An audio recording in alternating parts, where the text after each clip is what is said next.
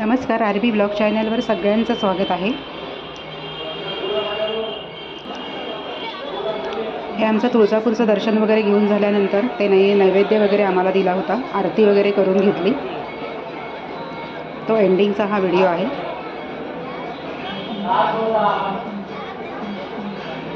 दर्शन घेऊन इथे आम्ही बाहेर आलोय।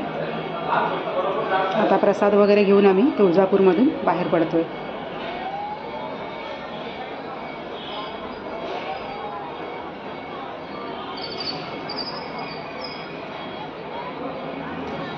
गर्दी खूप होती। काल पौर्णिमा होती आणि शनिवार रविवार असल्यामुळे गर्दी खूपच होती।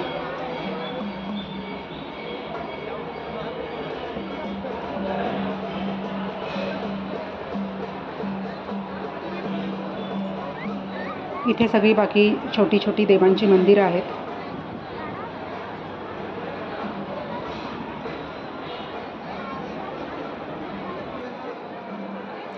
तुळजापूर दर्शन करून आता आम्ही चाललो आहोत अक्कलकोटला।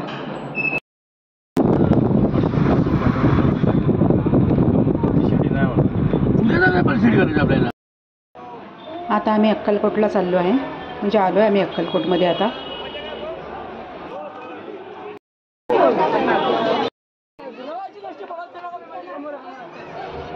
इथे मंदिरात जाताना सगळी बाजूने दुकानं आहेत प्रसादाची। मूर्त्या आहेत स्वामींच्या छान छान, वटवृक्ष आहेत, माळा आहेत, जपमाळ आहे, सगळी ह्याचीच दुकानं आहेत। इथे आम्ही नारळ फुलं वगैरे घेतली आणि मग दर्शनासाठी आत गेलो।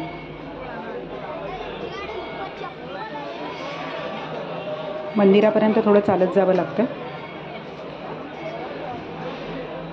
खूप छान छान स्वामींच्या खूप सुंदर मूर्त्या आहेत, लहान मोठ्या। हे प्रसादासाठी पेढे आहेत, स्वामींसाठी शाली आहेत, शालीसुद्धा खूप सुंदर आहेत। हे असं ओटीचं सामान मिळतं। इथे दर्शनासाठी खूप गर्दी होती। आतमध्ये शूट करता येत नाही त्यामुळे बाहेरून तेवढंच केलं मी, आणि गर्दीसुद्धा खूप होती, त्यात आम्हालाही रात्र झाली होती। इथे बाहेर वटवृक्ष आहे, वटवृक्षाचं दर्शन घेतलं।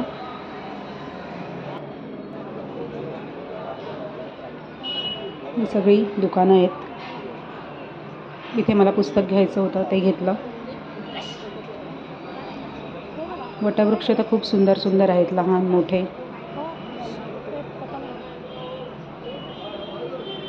कामधेनू आहेत, श्रीयंत्र आहेत, स्वामींच्या मूर्त्या आणि फोटो आहेत।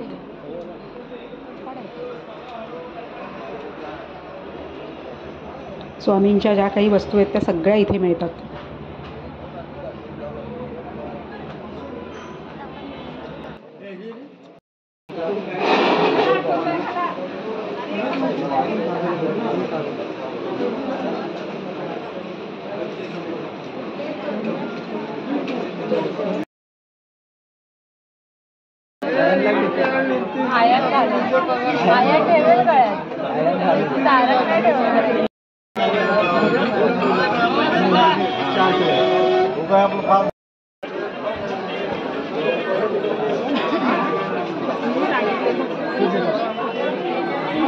आपण घेते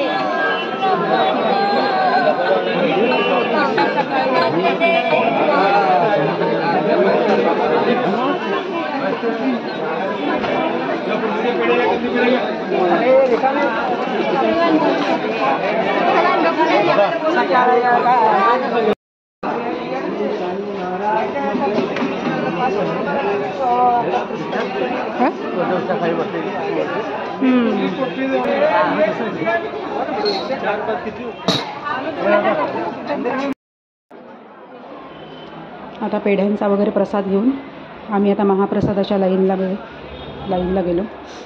महाप्रसादासाठी सुद्धा खूप मोठी लाईन होती, पण अर्धा एक तासामध्ये होऊन गेलं। 8:30 वाजता महाप्रसाद सुरू होतो आणि दुपारचा असतो तो 12:30 ते 3 असतो, त्यामुळे रात्रीचा महाप्रसाद आम्हाला मिळाला।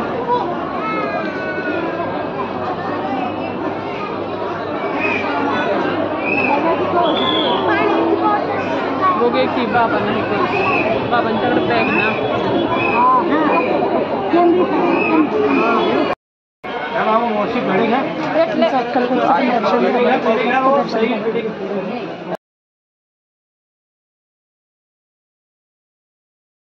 तर आता आम्ही गाणगापूरला जाणार आहोत, पण त्या अगोदर समाधी मठाचं दर्शन घेणार आहोत. कारण काल रात्री खूप उशीर झाल्यामुळे समाधी मठाचं दर्शन राहिलं आहे. ते आता सकाळी करून मग आम्ही गाणगापूरला जाणार आहोत.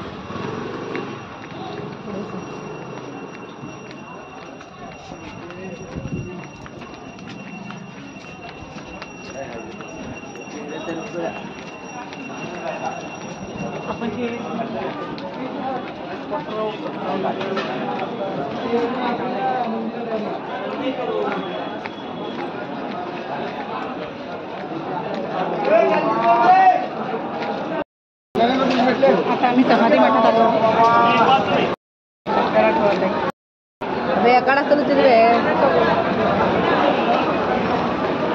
चला चला.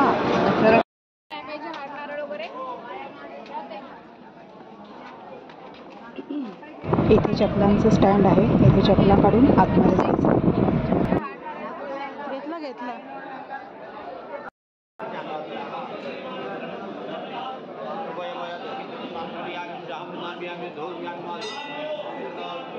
गर्दी खूपच असल्यामुळे मला काही व्यवस्थित शूट करता येत नव्हतं.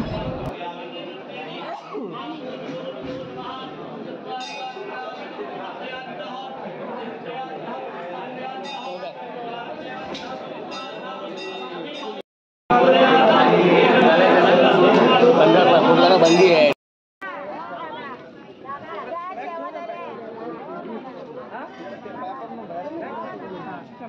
आपल्या पॅन्टी पशी आला चाल.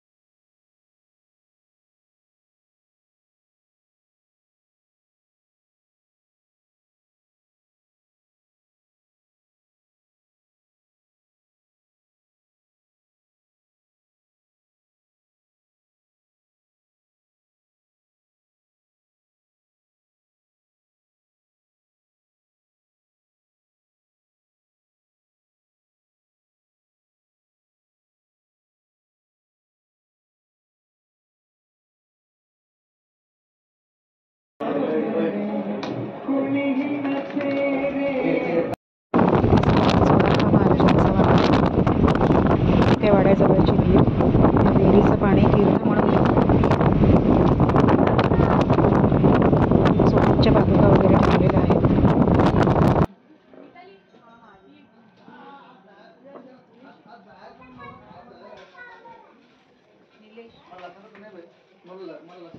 वाड्याच्या आत जाऊया.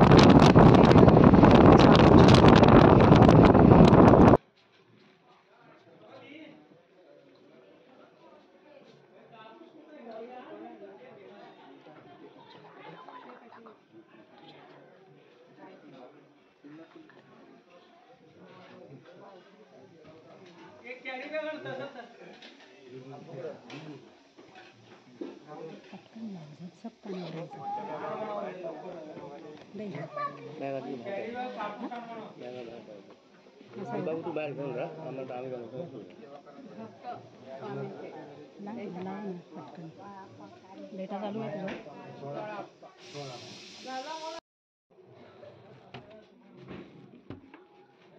तांब्यात कळशीत आहे बघा.